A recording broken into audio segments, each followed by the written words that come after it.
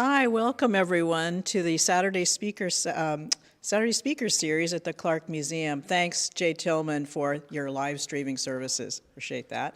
The Saturday Speaker Series is a partnership between the Humboldt County Historical Society, the Humboldt County Library, and the Clarke Historical Museum. This program is always free. However, we encourage you to donate to the Historical Society and the Clarke to make sure that these programs continue. We'd like to thank our sponsors, the Carl Johnson Company and the Cutting Edge Salon, for their support and sponsorship this year. Today's Saturday Speaker Series, we'd like to introduce a repeat speaker. She was so popular last year, we had to bring her back.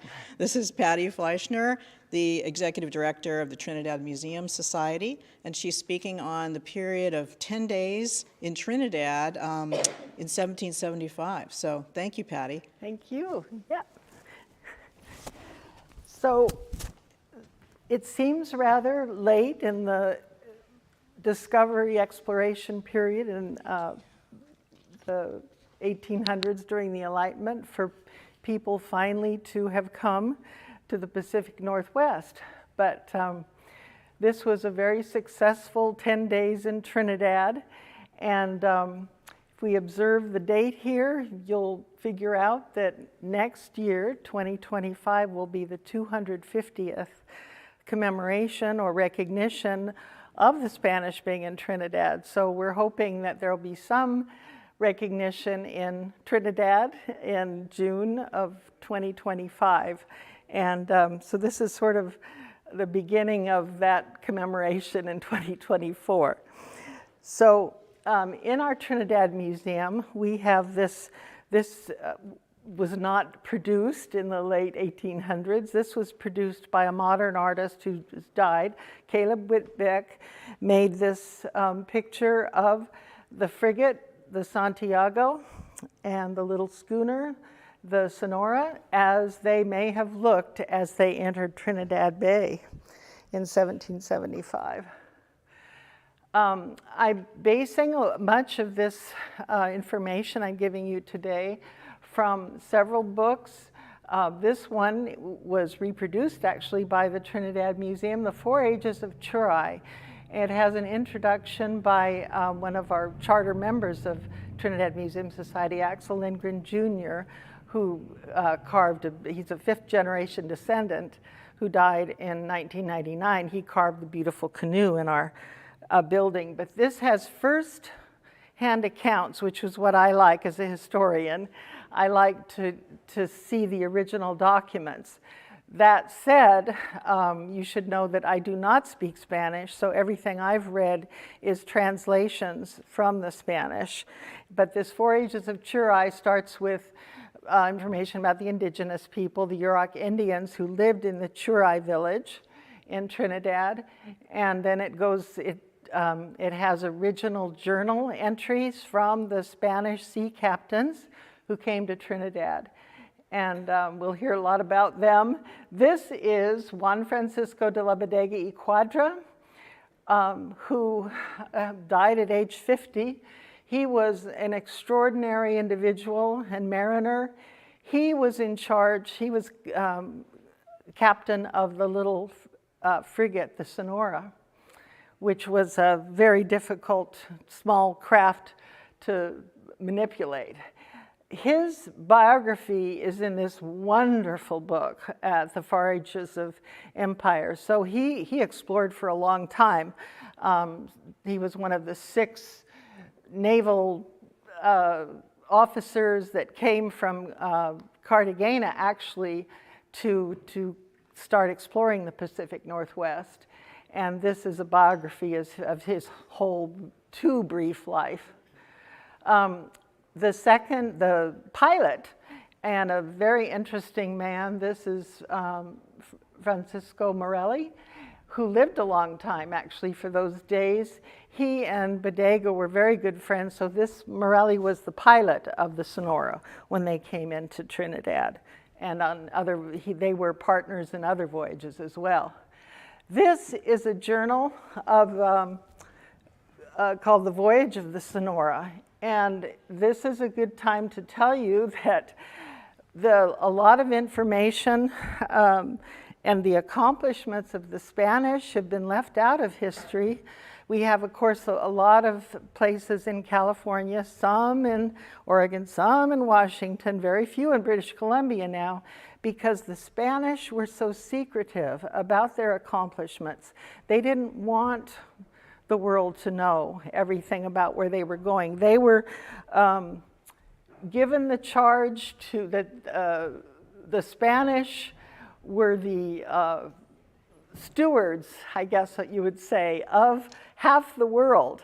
After Pope Alexander VI in 1493, after Columbus's voyage, said half the world, the unknown world over here in the Western Hemisphere, is Portuguese and half is Spanish. So the Pope and the rest of the world, what was known of it, assumed that after 1493, Mexico, or South America, Mexico, New Spain, California, even though nobody knew what was there, was part of Spanish holdings. It was assumed that the Pacific Northwest belonged to Spain. That was the assumption. This is the diary of Bruno Hezeta. He was captain of the Santiago in 1775, and that's a picture of the Santiago. Bruno Hezeta led the expedition in the frigate, the Santiago. When the Spanish came to Trinidad, they were there from June 9th and 19th. They arrived on June 9th. However, they waited till the 11th to erect a cross on Trinidad Head, claiming Trinidad for Spain. And Carlos III of Spain was quite an enlightened king.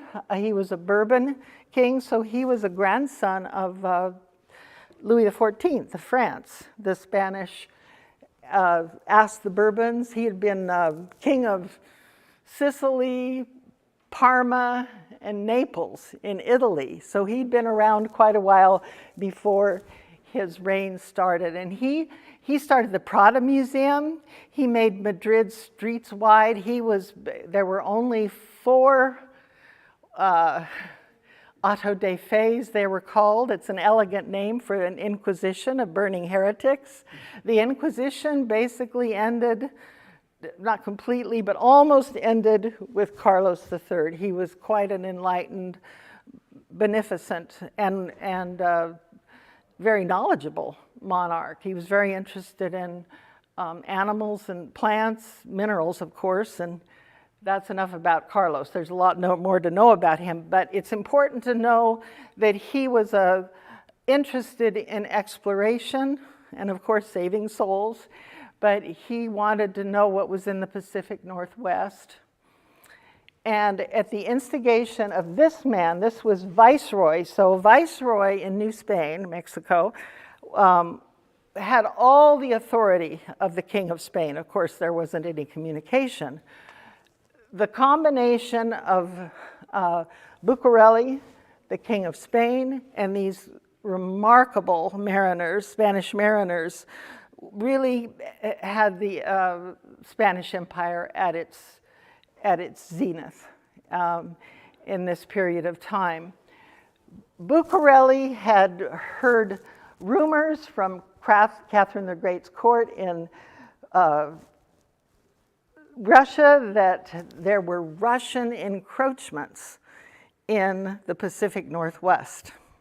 And so one of the reasons for sending out the Spanish mariners into this territory was to find out if there were any Russian encroachments. And as it turns out, they had reason to be a little bit concerned, but they didn't confront anybody. Bucareli's strict instructions when he's... Oh, sorry. Bucareli's instructions to the mariners were as follows. Treat the indigenous people, anyone that you might encounter in your voyages, with the greatest respect and consideration. You're not going there to settle anything. You're going there to find out. Look for Russian encroachments, but if you see any, you're not to confront the Russians or the French or the English or any other European who might be in the area. Bucareli wanted information. He wanted the to know about the plants, the soils, the water, the climate, everything that Thomas Jefferson wanted to know about the world in the late 1700s. So Bucarelli wanted to find out. Another thing that in this period of time they were looking for was the Northwest Passage. So any waterway that was interesting coming into the ocean was a potential Northwest Passage to make communication between the East and the West easier. So in 1544, this is the world, and we can see that not a heck of a lot was known about this part of the world. In 1575, this still, you know, Mexico and even Baja California is sort of recognizable, and certainly South America, but you can see in the Pacific Northwest, we don't know anything, really. And this was right before Sir Francis Drake's voyage. When he landed, nobody ever will really know for sure, but we're relatively confident now after a lot of research that it was Drake's Bay or Point Reyes area, you know, close, just north of San Francisco is where he landed. That was 1579. And he called the Pacific Northwest New Albion. Whoops. Did I go too far? No. Okay, 1725, we know a little bit more, but not much. And then this is very interesting. This is just kind of a fun map that was in Gulliver's Travels. Jonathan Swift had no idea what was over here, but he made this map, and it appeared in Gulliver's Travels in England in 1726. It's just to show you how far off we can be. Now, this map was done by a very interesting Frenchman named Jacques Bellin, and he did this after you know, the Bering Straits, when, and this was part of the problem with worrying about Russians. Bellin knew something about the Russian explorations of Bering and Cherkov in the 1740s. And so he drew this map, and this map was actually in Bruno Hezeta's possession on the Santiago in 1775. This is all the information that the Spanish had of any accuracy, and it wasn't accurate at all. But he did have that on his voyage, and it was very confusing. It's a wonder that the Spanish did as well as they did. This is a wonderful picture of the Santiago. This is a model that's in the Oregon Historical Society, and you can see what the ship looks like. There were 90 men on board, and of course Bruno Hezeta was the captain, and Juan Perez was the second in command. This is the Sonora with Captain Juan Francisco de la Bodega y Cuadra. So they started out from San Blas. This is the naval capital, and the Santiago was actually built there in Mexico. When they set out, the Sonora was so unseaworthy. It was only, there's different accounts. It says 36 feet. More accounts say it's 38 feet long and 12 to 12 and a half feet wide. 16 men, and you could not stand up below deck.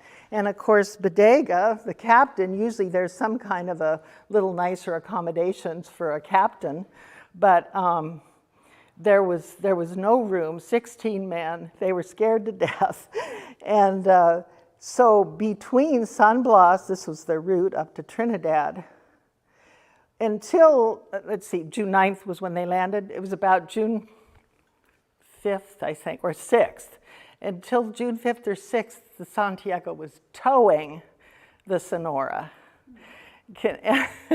And here's an account in Morelli's journal, which tells about the conditions. Morelli writes, "To say the truth, we could not but be sorry to observe the horror that the crew conceived of the bad condition of the schooner, which afforded miserable quarters for the sick, as the seamen could not do the business without being thoroughly wet except when it was calm. These distresses would have become insufferable had not the commander behaved with the greatest kindness to the crew. He encouraged them to persist also by giving them frequently small presents and reminded them of the glory they would obtain on their return if they reached the proper latitude." They were supposed to reach 65 latitude on this voyage. Trinidad's 41.7. So Fairbanks, Alaska was the mission that they were supposed to be on according to Bucarelli's instructions. Bodega added also that the risk was nearly equal to both vessels, and that as each ship's company valued their lives, they might be sure that it would not be attempted to proceed further than was consistent with their mutual safety. This interposition of the commander had at length the proper effect, and we agreed to live and die together.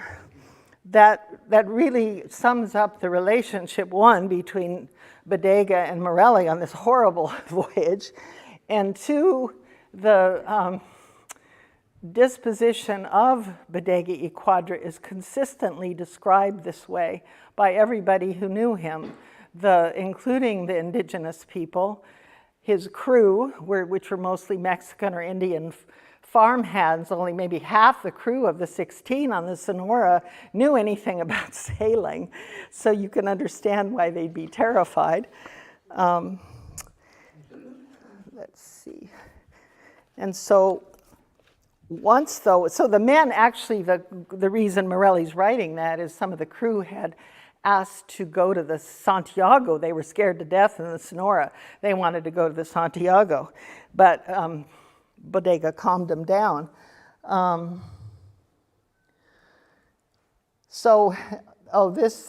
This is interesting. Morelli and Bodega both write more poetically than than Hezeta and the captains, but when they finally arrived, this was one of Morelli's remarks. "We never observed anything contrary to the most perfect friendship and confidence which they seemed to repose in us." He's referring to the Yurok people in the Tsurai village. "I may add that their intercourse with us was not only kind, but affectionate." This is Morelli, and Bodega says similar things in the diaries and the journals. So this is this is the first map of Trinidad, and this was largely Bodega and Morelli, the cartographer. So in 1775, in the 10-day period, they explored, they landed in this area, so this would be B here, about where the pier is today. So both the Santiago and the Sonora got quite close to the sand and were able to get off with they recommended a ladder. I'm not quite sure what they mean by that, because even today it's kind of steep. This on the June 11th, which was Trinity Sunday, hence the name Trinidad naming. They called it La Santísima Trinidad, and this is where the cross was erected. This sea area down the beach a little, this is today called Indian Beach or Old Home Beach. This is C, and then, all these numbers here are sounding, so they were very busy. They were making repairs. This is a port. They found a safe port, and they're looking at the soils. The tree, they called the English translation for redwoods is, they call them pines, but they're of course intrigued by the redwoods. And then, so all of these indicate soundings to find out how deep the harbor is, how safe it is for further exploration. And then down here, here's D.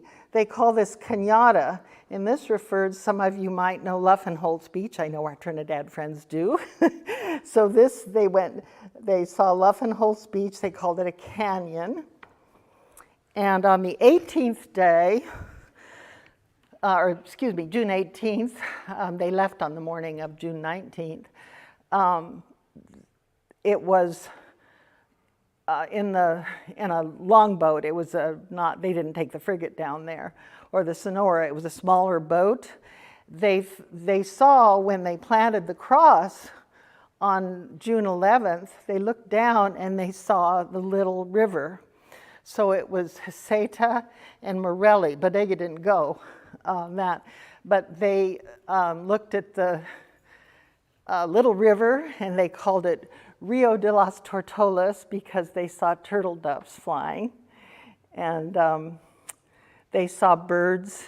And when they made their observations about the life of the Indians, they ate with them. The Yurok people did not like the cloth. Oh, when they first got there, there's different accounts. One diary says 2 canoes came out from the village to greet them, the Santiago and the Sonora. I mean, imagine seeing these ships for the first time. And they weren't afraid. So the accounts say either 2 or 3 canoes. And they went out immediately to the frigate. They were very intrigued with that. And Hezeta led them on board.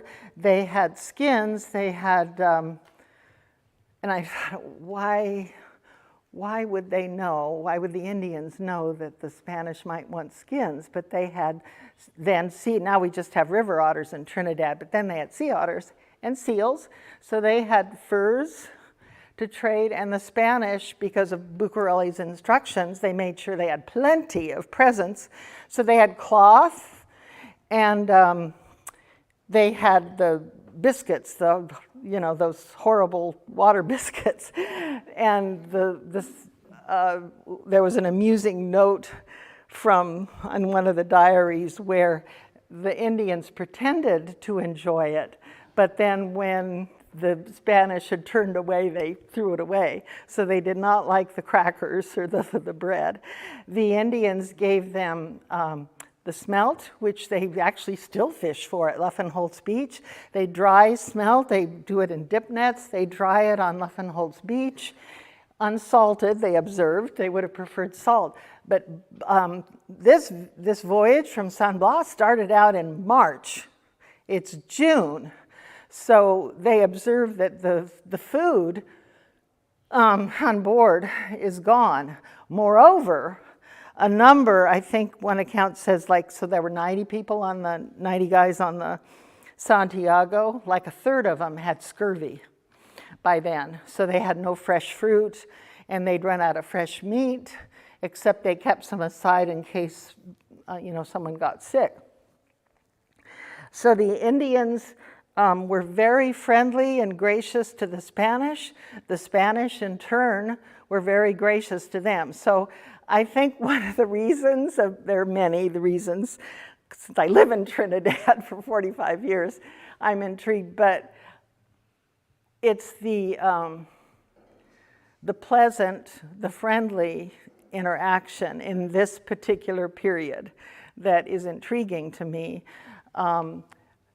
It was an altercation, not pleasant, but 2 of the Spanish seamen deserted.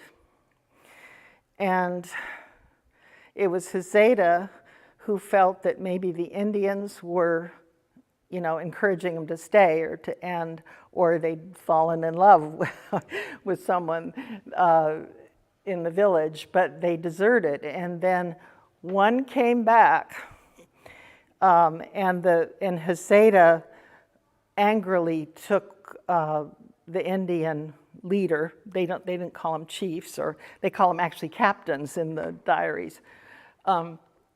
He took them prisoner, not for very long, because he felt unjustifiably that the Indians had hidden these 2 deserters. Turned out that wasn't so, and the deserter who came back recanted and then they turned the man loose. However, everybody was on the beach when Hezeta gave 200 lashes to, not that he didn't hurt any Indians, but he lashed this deserter 200 times. And all of the other, Hezeta was a good captain and he was a good man. He treated his men well. And when you're the captain of a ship, you're the king of the castle, and you've got to keep discipline. We all know the story of Fletcher Christian and the mutiny on the Bounty and what happened with that. They mutinied, and then they got in trouble when they finally got back to England. But it doesn't suit today's standards where we wouldn't lash somebody 200 times, we hope, but this was a different era, and we have to recognize that we don't like it, but that's what happened. Anyway, he survived.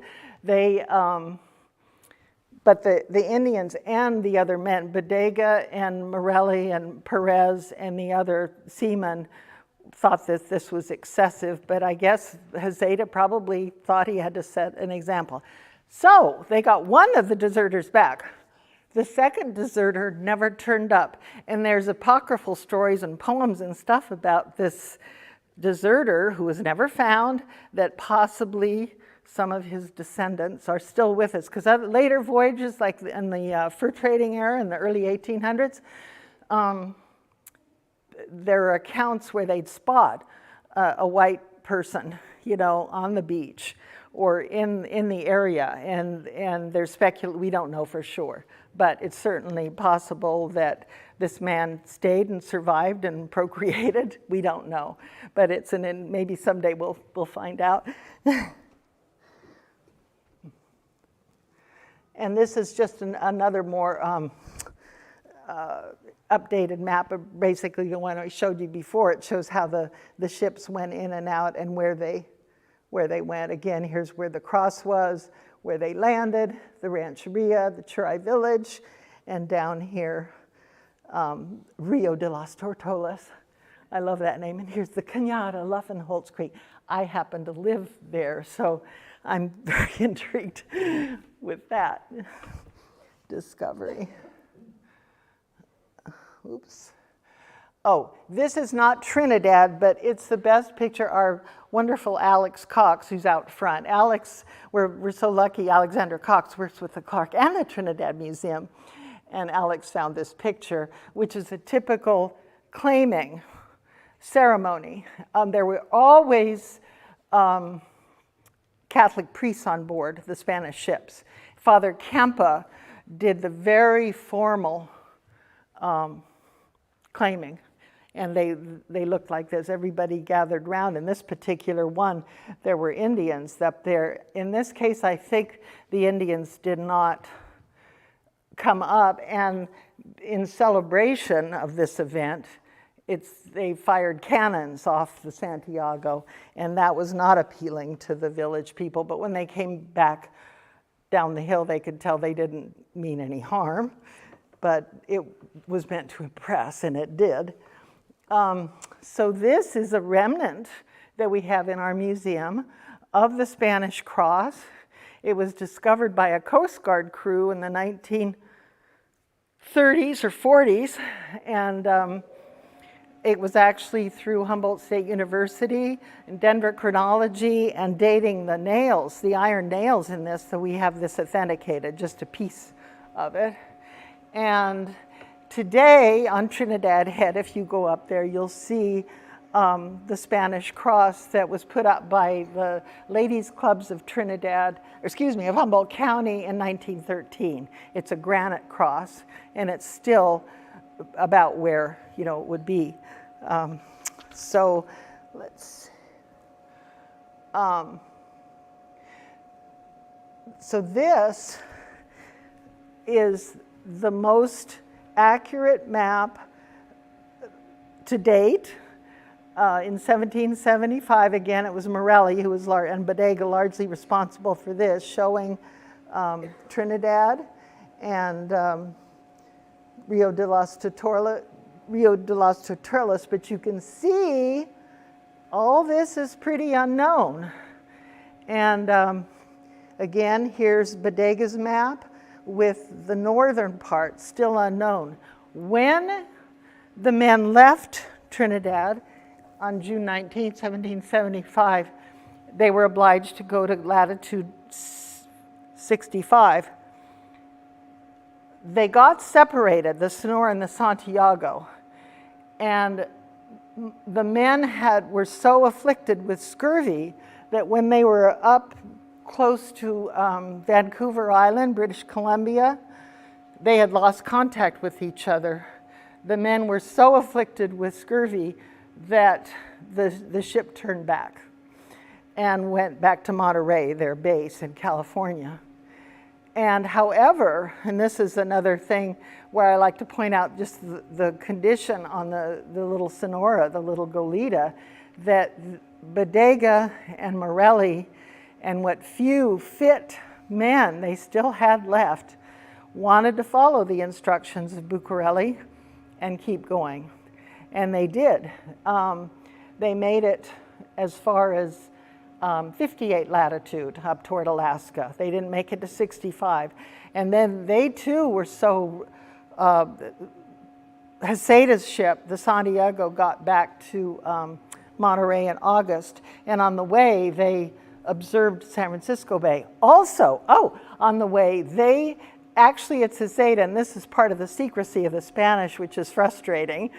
They're so secretive that Hezeta actually was the discoverer of the Columbia River, but the credit is given to an American, Robert Gray, in 1792, because he actually penetrated the river. Hezeta did not do that, but he saw it and he put it on this grand map, which of course is a potential Northwest Passage.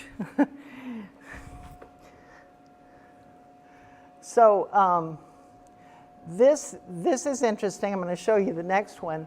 This isn't 1775.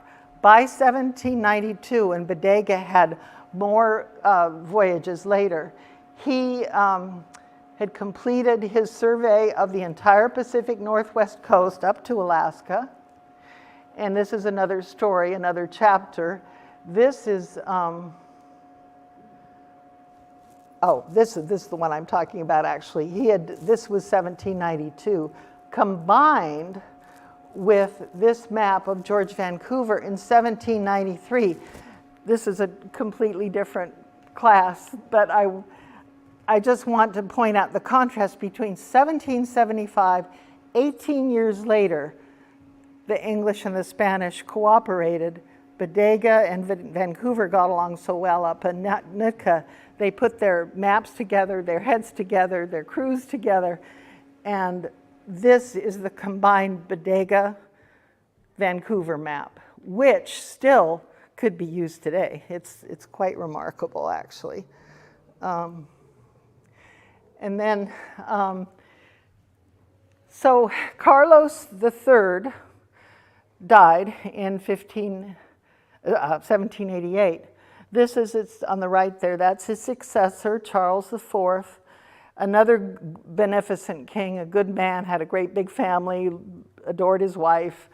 A good man, but by the end of the 1700s, we had the French Revolution. We had King Henry XVI being beheaded in 1793.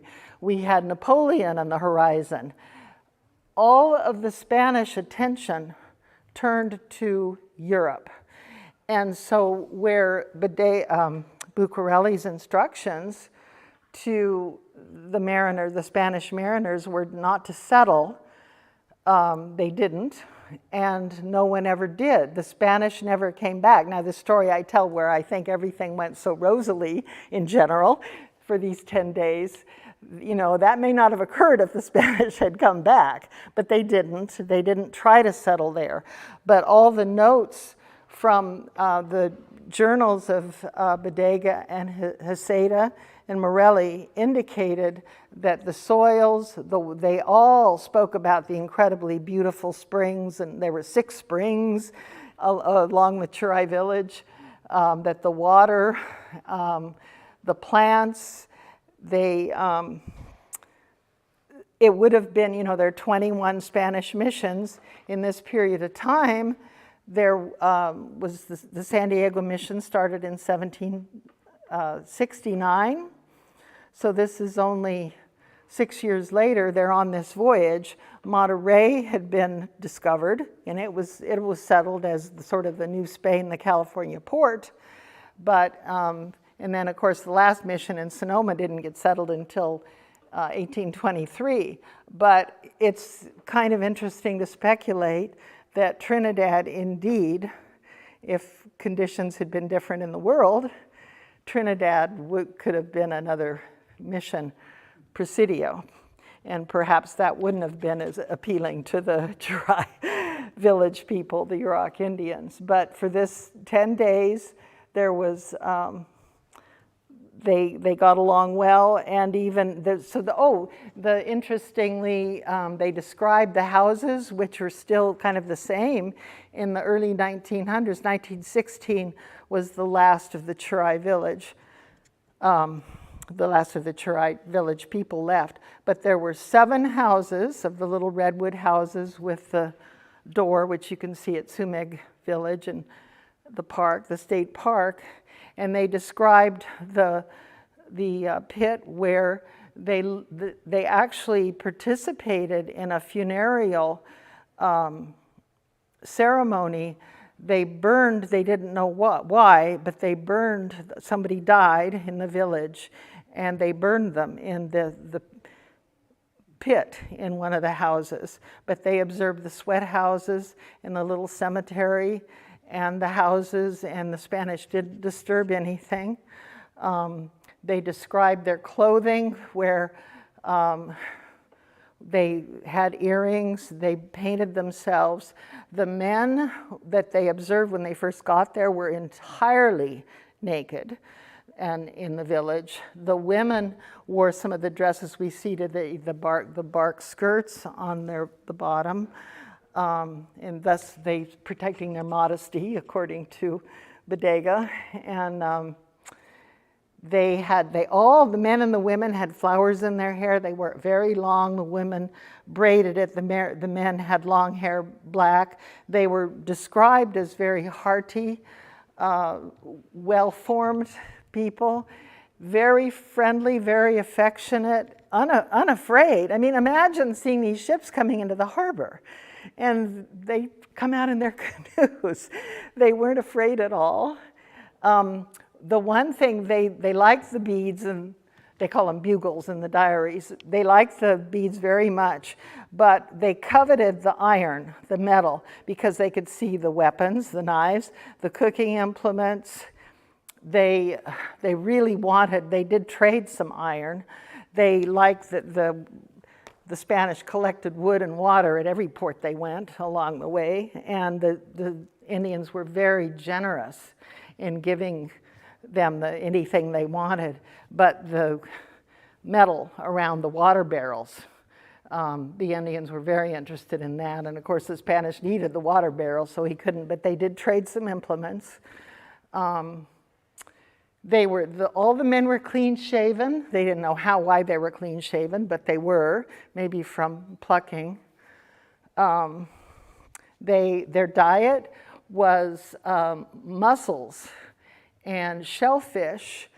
Interestingly, in June, it seems like there should have been salmon, but they didn't see anybody fishing out to the sea. Of course, their canoes were meant to go close to the land, so the shellfish were their principal part of their diet, and they willingly shared that and the dried smelt that they'd done at Luffenholtz.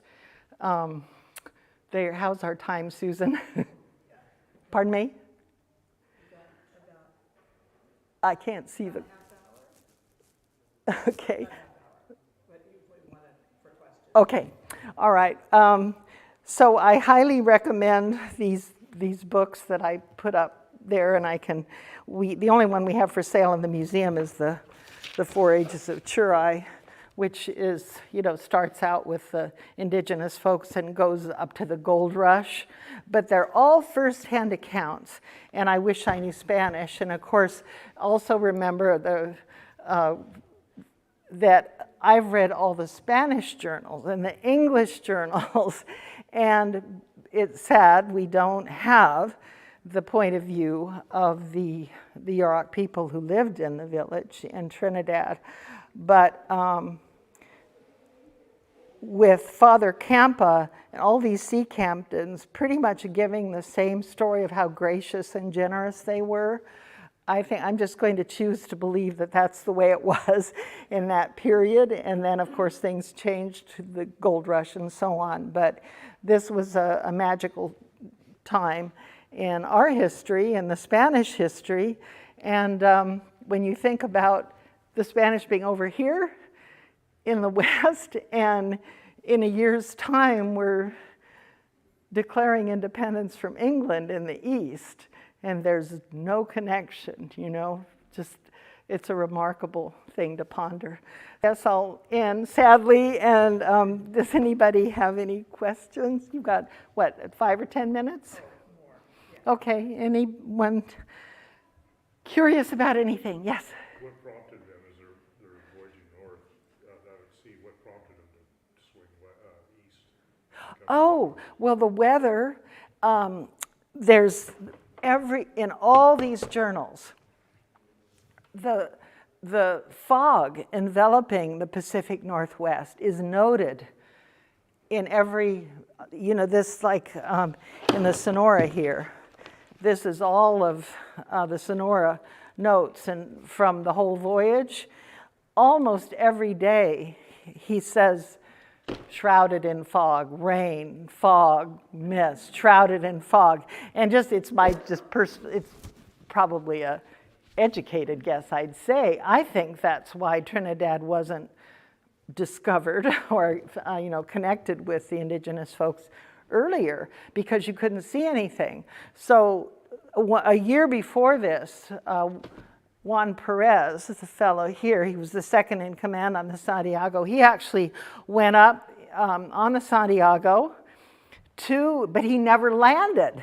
He went clear out because he couldn't see the coast. He couldn't see land. Oh, and then they had latitude. All these 6 mariners that got sent from Cartagena, they were highly educated in the best instruments, azimuths and chronometers, and they'd studied astronomy. They got their latitude pretty closely, but longitude evidently wasn't accurate until those maps of 1792 that I showed you. They couldn't see anything, I guess you'd say. They'd stay out. And then, even like the day before, the 7th or 8th, they're coming close to Trinidad, and they can see, they think they see something. Oh, and a lot of their knowledge about how they were getting close to the coast came from where the birds were, the murres, the common murres that are still here, and where the kelp was. And so they'd see different things in the ocean. Aha! You know, 3 miles out is a particular bird or kelp or something to indicate that they could go in closer. But it was the weather and probably an abundance of caution. And again, that's why I think this voyage with the Sonora all the way up to 58 latitude on the part of Morelli and Bodega in this miserable little schooner is just so remarkable. They took these chances. They did land in several more places. Bodega and Morelli did. But yeah, they kept way out because of the weather. Did you discover Bodega Bay? Yeah, so that was on the way home. They saw Bodega and his crew. By then, all the men, including Captain Bodega and Morelli, they all had scurvy. And they saw Bodega as a potential safe harbor, so they pulled in there, and they were only there a brief time, but they got well enough to manage to get down to Monterey, and that's why it's Bodega Bay. Yeah, another discovery. Good question. Thank you. You said that he and Bodega encountered Vancouver? Oh, yes, but this not on this voyage. I'm sorry, I jumped ahead just because I'm excited to show that map where they finally cooperated. What country was Vancouver from? England, George Vancouver. He followed, and he was just as knowledgeable. James Cook was sailing around the world in 1776. So see, there's a lot of curiosity, even though the Pacific Northwest wasn't settled by Russians or Spanish or anybody else, but the indigenous people. Everybody was curious, and it was James Cook in 1776, 1778, where he did his voyages around the world. So the Spanish had reason to be concerned. But finally, in 1792, George Vancouver, the Englishman, Bodega, the Spaniard, met in Nootka, and that's where they started trading the knowledge that the Spanish had kept so secret. And up there, Vancouver Island was Quadra Vancouver Island in 1792, because the cooperation between England and Spain was so great. But then the Quadra was dropped. Anything else, or Susan, you've got to tell me when to stop. Yes? Did they encounter any Russians? No, they didn't. They saw nobody up there. But that's not to say they weren't there. The Russians actually were in Sitka, Ketchikan, some of those places. And then you all know Fort Ross. So that didn't have, the Russians came down here because the conditions for growing anything was so horrible up in Alaska that they tried to settle Fort Ross down here in the early 1800s to make crops. Well, that didn't work out well. That wasn't. And you said they passed San Francisco Bay. Did they go into the bay? Another man associated with these sea captains named Ayala, A-Y-A-L-A, Ayala. While Bodega and Hezeta were in the sea, Ayala was left behind. There's a whole other story about that. One of the sea captains went nuts and abandoned his post, and that's actually why Bodega was on the voyage. Anyway, Ayala discovered San Francisco Bay in this same period. Hezeta went by San Francisco Bay, and later, after he got to Monterey with his poor scurvy-ridden crew, and by the way, Father Sarah in Carmel Mission, he's the one who nursed all these scurvy-ridden guys back to health, Father Sarah in Carmel. But at the same period is when they discovered San Francisco Bay, yeah, Ayala. Where did the explorers start? Was it by Baja, or did they come from? It was San Blas. San Blas. Okay, well, that's a terrible place to show it. I can do better than that.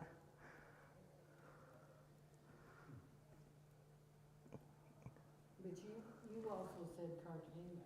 Cartagena is where they came from. That's where they were all stationed. Let's see if I can get this. And that's farther down in New Spain, or is that? Okay, here is Baja California. San Blas is right in here. It's in on the coast. Acapulco's south, and here's Baja California. So San Blas, they started in March, and then got to Trinidad in June, and then continued up in July and August on up the coast. Hezeta got back down to Monterey in August. Bodega didn't get down there until September or early October. I'm sorry, should know. Thought I had that memorized. But San Blas was the naval headquarters for Spain. Like they would be following the whales. Weren't the whales Following. in Baja? Oh, what an interesting. No whales are mentioned. Can you repeat that question for our? Oh, I beg your, it's such a good question. They were following the whales. No, it's an excellent question. I don't know. In the journals, that you would think that if they'd seen some, they would have mentioned them, because they mentioned the birds and the sea life in general. Lost a lot of harbor seals and sea otters. And They saw some whales in Trinidad. but they didn't say that, Diane. So But what a good question. Yeah, that would have been quite an experience. Yeah. Okay, and should I end, Susan, or anything else that? I think Cartagena is Colombia. Yeah, Cartagena in South America. What I was thinking, Patty, is that New Spain all the way down, you know, which would be South America, because I've been to Colombia and Cartagena. Well, that's where they were stationed when King Carlos and Bucareli said, come to New Spain, come to San Blas, we've got a new mission for you. Okay, so That's they where came they, from Spain over to that area. all these men studied naval, how to be mariners in Spain, Seville and Cadiz, but they were stationed in Cartagena. And they came around the Horn to Yeah, there? yeah. And how settled was the area that they came from? Were there cities there, Spanish cities? In San Blas. It was swampy. It was Bodega hated it. It was swampy, mosquito-ridden. He thought it was a horrible port. He was born in actually Peru, and he did some of his shipbuilding actually in Lima for other expeditions. But yeah, it was populated. It was settled, but it was a horrible port. None of the men liked it, but it was convenient, you know, right across from Baja, and not all that far from Mexico City, where Bucareli was. Do the native folks have any like oral history about contact? No, they sadly, they don't. We just have the accounts of first the Spanish, and then the fur traders, and then the gold rush. But because the Trinidad Tsurai village was so settled through a couple of centuries, they described the village like as being 7 to 10 houses, 50 people. Although when Bodega and Hezeta were in Trinidad, they said that 300 people came down from the north to observe. You know, this was exciting, and it probably doesn't, in the Trinidad grapevine, it doesn't take long for news to get around, and nothing's changed. And so 300, they counted 300 people from other villages nearby, but in the Tsurai village, they counted like 50 people in 7 or 8 houses. And that was consistent for centuries. Interesting. But yeah, the fact that we don't have Native American accounts is unfortunate. And how long was the village, were there people settled in the village? How long, she said, how long were the people settled in the village? When Berkeley archaeologists came to Trinidad in the early 1900s, they, by studying the middens, where the shells were, and their detritus from their dining and so on, and mostly mussel shells and other shellfish, 1620 is the date they gave for this particular village settlement, 1620. So about the same time, our English people are coming from England to the east. Interesting. Anything else? Okay, thank you, Susan. Thank you all for coming. Come to see Trinidad Museum. Open Thursday, Friday, Saturday, Sunday, 12:30 to 4. You can see the cross for yourself. Thank you.